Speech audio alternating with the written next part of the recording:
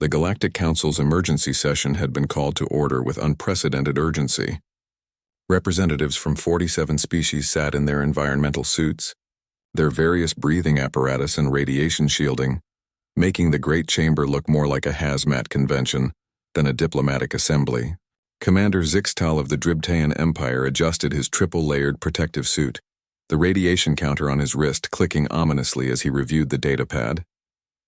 The numbers were impossible.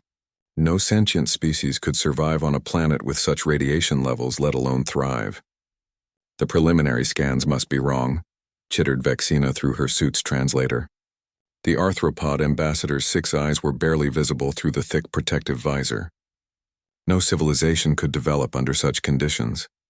Fleet Admiral Corthan, whose people had survived 3 different stellar catastrophes, shook his massive head. Even his naturally radiation-resistant hide required a protective suit for what they were discussing. The scans have been verified 17 times. The third planet of System Sol 3 has radiation levels that would kill most of us within hours. And yet they have achieved interstellar travel, finished Ambassador Talara, her crystalline form shimmering with nervous energy behind her containment field. They have contacted us. They have invited us to their world. The human representative, Ambassador Sarah Chen, sat at the far end of the chamber. Unlike every other being present, she wore no protective suit, no breathing apparatus, no radiation shielding. She simply sat in what appeared to be a simple blue jumpsuit, occasionally taking sips from a ceramic mug that bore the words, "World's Best Mom." Commander Zixtal's translator crackled as he addressed her directly. "Ambassador Chen, surely you understand our concern. Our scientists have confirmed that your homeworld bathes in deadly radiation from your star. The electromagnetic spectrum alone should have prevented complex life from evolving." Sarah smiled, the expression completely visible since she required no face protection. "Commander, I appreciate your concern, but I think there might be some confusion about what you consider deadly radiation." She stood and walked to the chamber's central display, her casual movement causing several delegates to instinctively back away, despite their protective suits. With a gesture, she activated the holographic projector. "This is Earth," she said, as a blue-green sphere materialized above them. "What you're detecting isn't an anomaly or a hazard. It's our sun." The assembled representatives stared in horror as she continued. "Every day our star bombards our planet with what you call deadly radiation.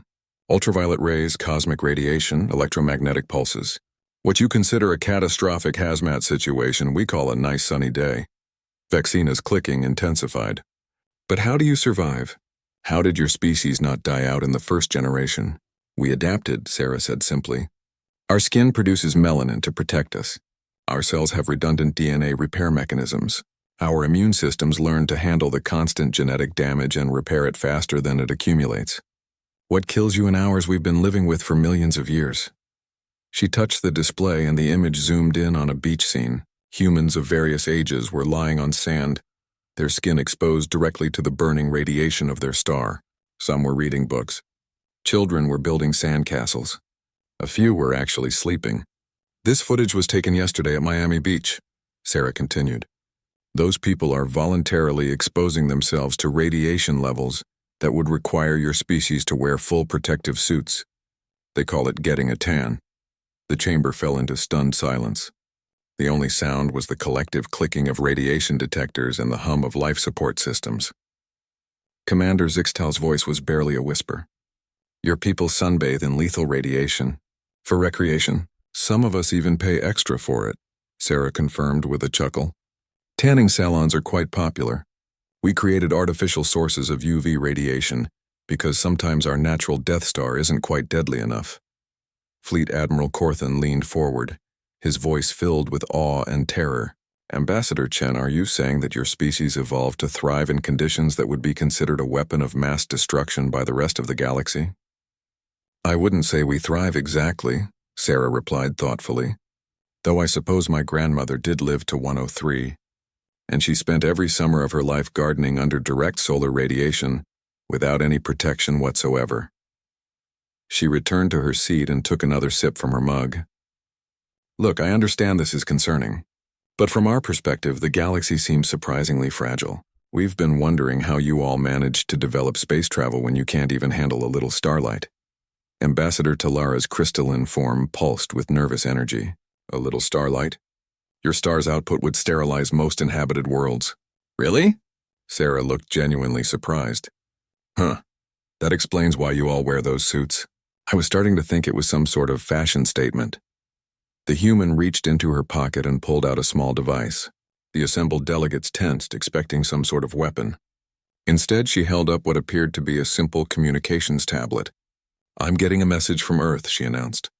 The beach volleyball tournament is starting in an hour. 20,000 people are gathering on a beach to play sports directly under our weapon of mass destruction star. The forecast says it's going to be particularly sunny today. Everyone's excited. She looked around the chamber at the 47 species all huddled in their protective gear and smiled warmly. You're all welcome to visit, of course, though you might want to upgrade your radiation suits. Our teenagers go to something called music festivals, where they dance outside for 3 days straight under direct stellar bombardment. They consider it fun. Commander Zixtel made what might have been a whimpering sound through his translator. Welcome to the galaxy, humanity, he whispered. We surrender.